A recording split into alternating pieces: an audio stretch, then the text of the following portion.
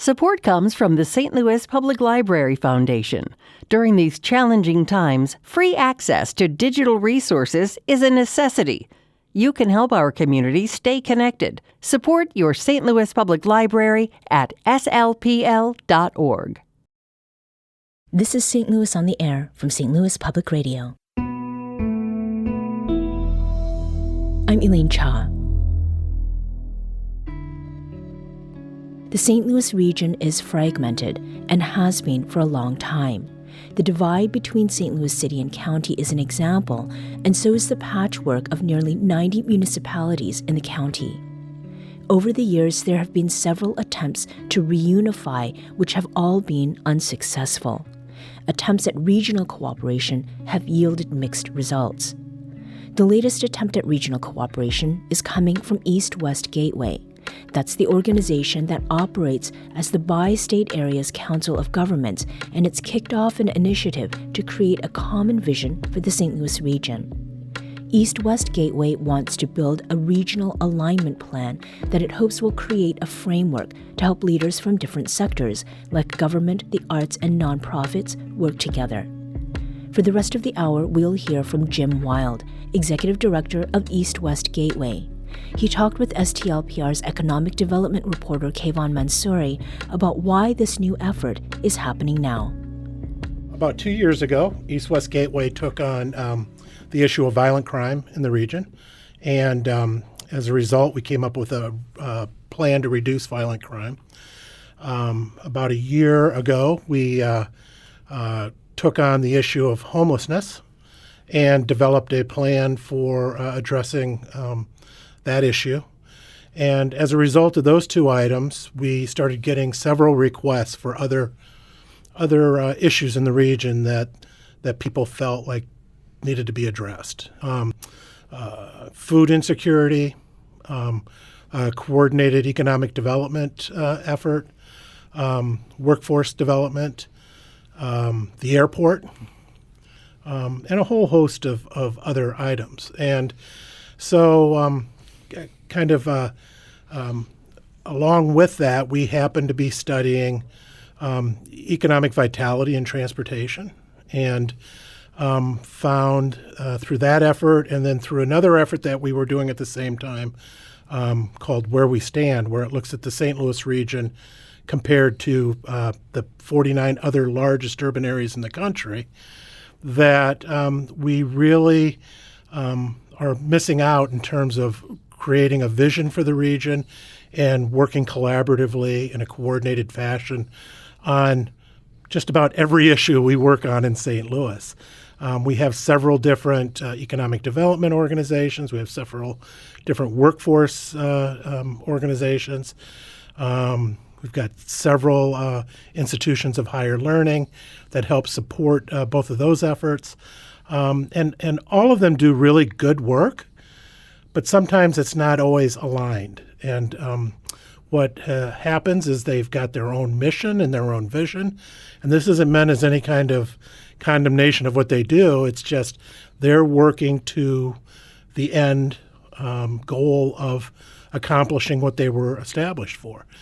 And the realization came during a board meeting, or a board retreat actually, in June of last year, that maybe we should look at trying to align all of those activities, align all the work in the economic development sector, align work in higher education, align work in workforce, in arts and entertainment, and just all the different sectors that are in play in St. Louis, and try to make it so that each of those sectors talk to themselves within their own boundaries, and then look at cross-sector communication.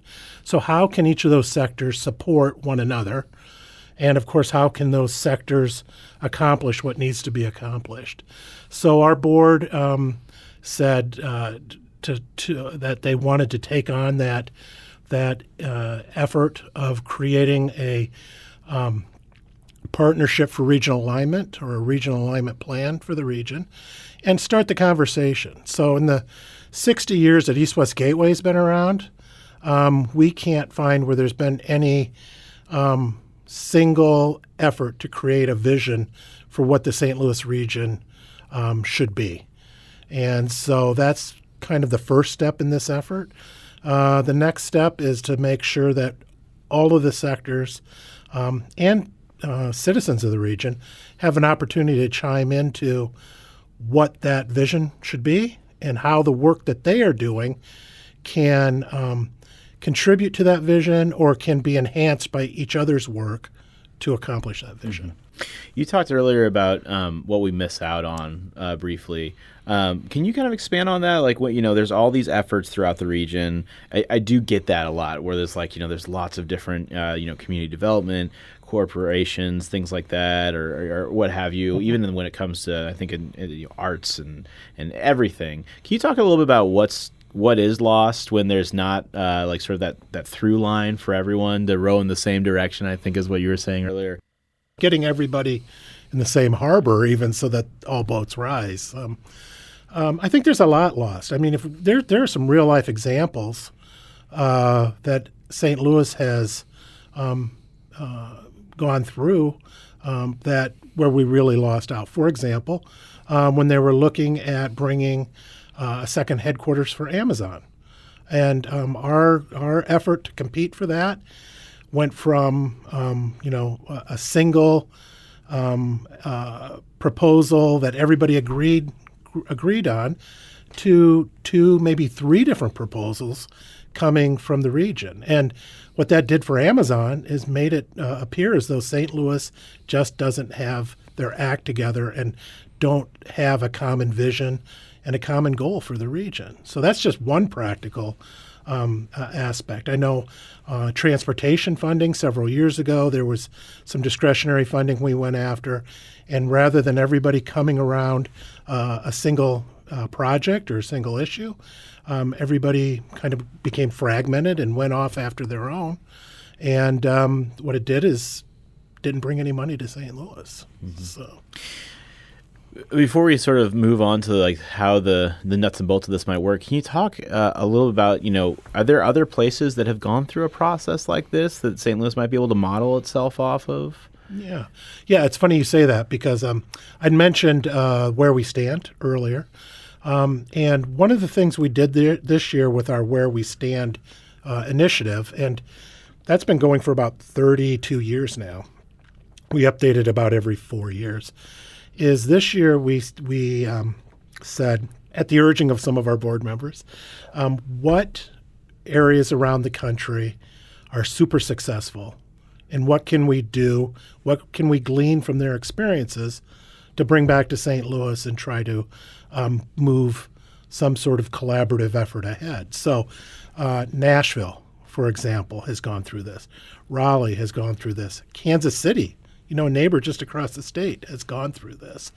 And in going through and doing our interviews and trying to get familiar with how they did it, it's really about a sustained effort of working together over time. Those are all examples of 40-year-long overnight success stories, right? I mean, none of this happens overnight. But if you at least have a goal or a vision in mind and you're working off of that plan to accomplish that, over time, you're going to be successful. We are right now prepping for a peer exchange with 4 other regions across the country that are doing really good work in this and around economic vitality, too, as it relates to transportation. So we're working with Nashville. We're bringing them in. Kansas City, we're bringing them in. Detroit, who's really turned things around and are getting a lot of economic successes right now. And Columbus, Ohio. And so we're bringing them in, doing some peer exchange work with them. We're going to be learning from them, and they're going to be learning from us. And hopefully we can take that information and try to carry it into this plan. Mm-hmm. So this is a lot like kind of, you talk about we have to start somewhere. This is starting the conversation to get to that place. Absolutely. I mean, like I said, we've had the conversations, but they just kind of die out, And the idea of this partnership for regional alignment is to actually build into the process a sustainability component where the effort continues.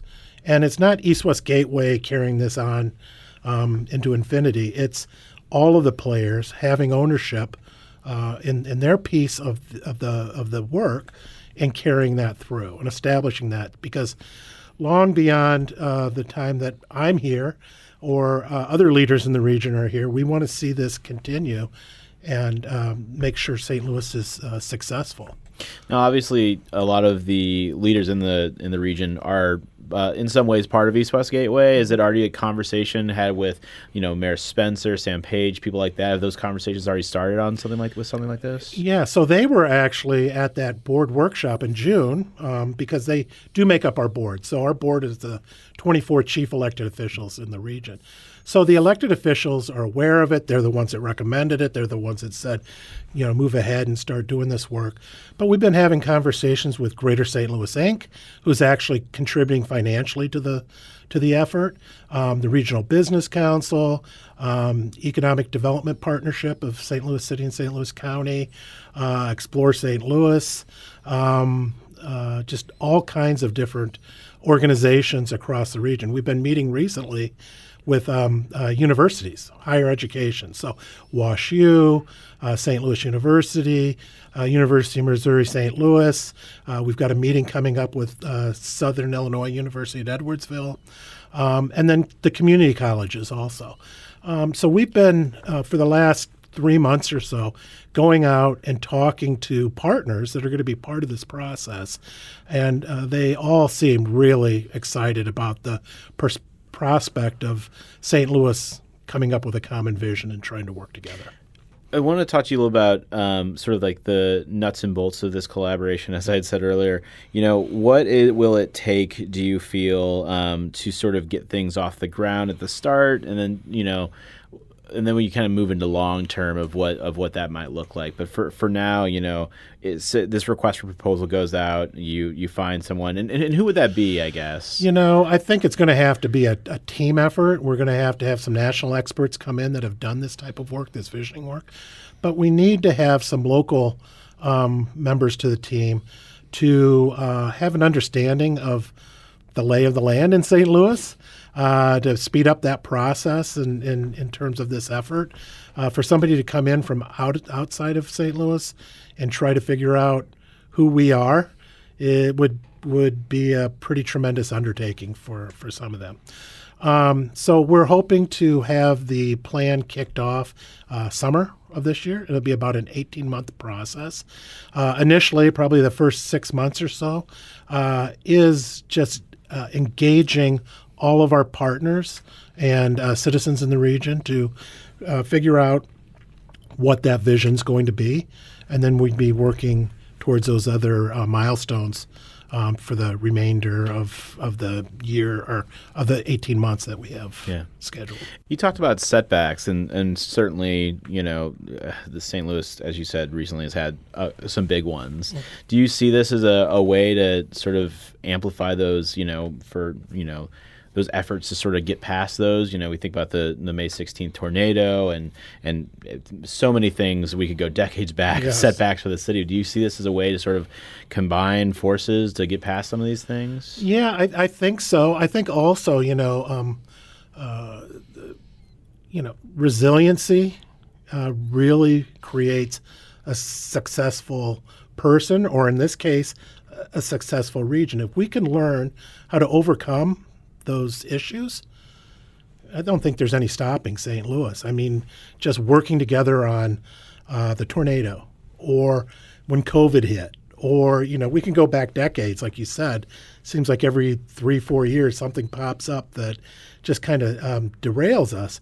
We need to learn to be a little more resilient, and I'm hoping this would help us do that. It gives us a light to keep working toward in that vision, and it gives us an opportunity to go back to the plan and keep moving ahead. You might have to adjust, but it's not like we totally get off track and then try to start up a race somewhere. So, when you think about some of the issues that were brought up by, whether it be the, regional leaders, whether it be the sort of citizens that this plan could tackle, what are the ones that come top of mind, whether it be like, roads or things like that? Yeah, so infrastructure is always something.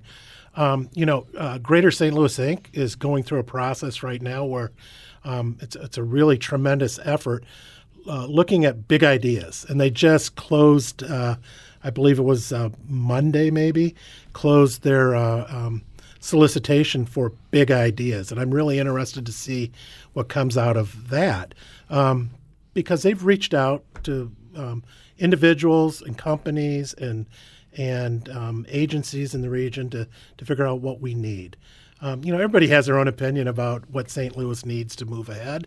But I think efforts like what GSL is going through, what we're going through here, what others have gone through in the recent past, because as I mentioned, regionalism is really the term that everybody's using in St. Louis right now. We can draw from all of those experiences and all of that information and put it into this. So this will go out soon. This request for proposals. What do you see the timeline is? When are you hoping to hire someone on, and when will we start seeing sort of movement? So the proposal goes out March the 11th. We are planning on taking it to our board of directors at their June meeting for approval. After about a month of just getting the bureaucratic things out of the way, the contracts, negotiations, that sort of thing, kicking things off probably August of this year. And like I said earlier, about 18-month process.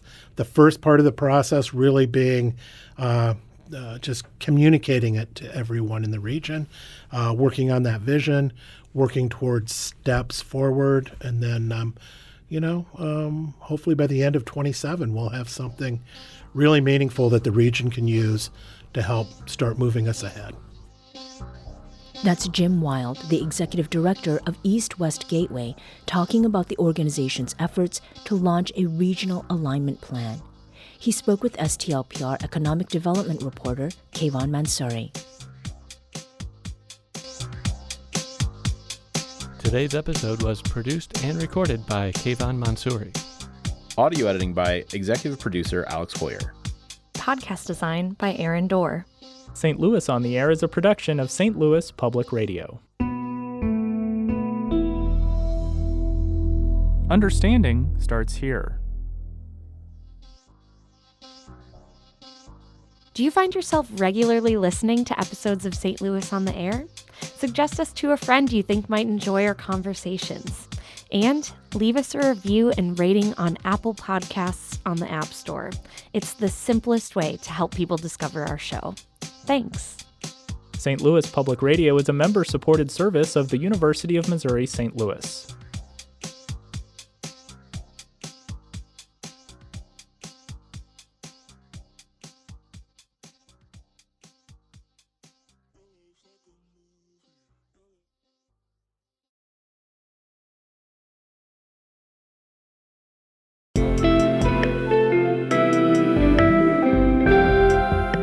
The Gateway brings you the day's news each weekday from around the St. Louis region and the state capitals in Jefferson City. Our schools are accredited. We don't need this bill. And Springfield. How many more years must pass before lawmakers see time is of the essence? I'm Abby Larico. Join me each weekday for The Gateway on the STLPR app or wherever you get podcasts.